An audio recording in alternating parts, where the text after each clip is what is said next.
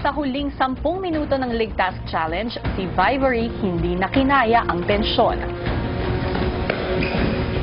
Deep inside, sobrang nanlalamot na yung puso ko. Sobrang masakit na tingnan na yung sobrang dami na ng bola na nasa container ko, di ko na kaya.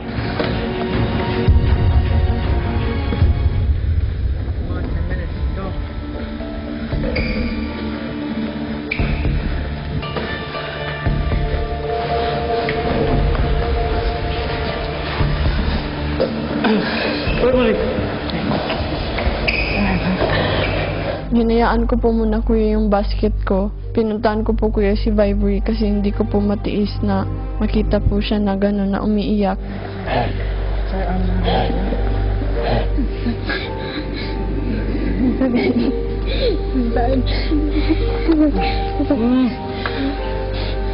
Parang nafe-feel ko na wala ng pag-asa.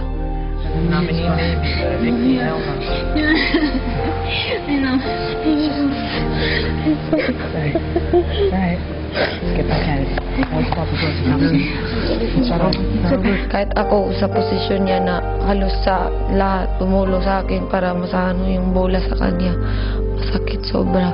Pero kailangan eh. Mayroon tayong pinaglalaban. Hindi ko ito tapos. May mga tao pang nagdidesisyon. Kahit na nagkaroon po kami ng distansya sa isa't isa, especially this week, hindi ko po ma-bear na hayaan po siya doon na umiiyak kuya habang kami po nag-empty po ng basket namin kasi hindi po ako yun kung magfo-focus lang po ako sa basket ko. Hanggang may ginawa si Kisses sa mga bola ni Vivory. Housemates, last 1 minute.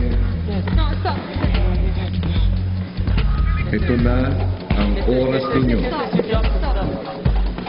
Nasa kanya ang lahat ng bola. So, kahit mahirap sa akin, kuya, kinuha ko po yung mga bola ni Vivory at tinagay ko sa basket ko. Kasi ayaw ko pong ma-feel niya na hindi siya importante dito sa loob ng bahay. Ang magiging ligtas at ang magiging nominado. No, kisses, stop. Kisses. Kisses. Kisses, kisses. Kisses, no. Stop by kisses na. Ano yun na?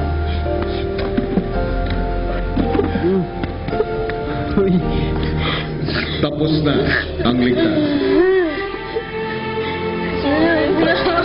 It's okay. Sorry. Thanks, guys. That's so kind. Pinigilan ko po siya kuya. Parang na-feel ko talaga na gusto niya na may karamay rin ako. Wala po akong pinagsisisihan sa ginawa ko. Kasi sa tingin ko po kuya, yun po yung naiisip kong tamang gawin.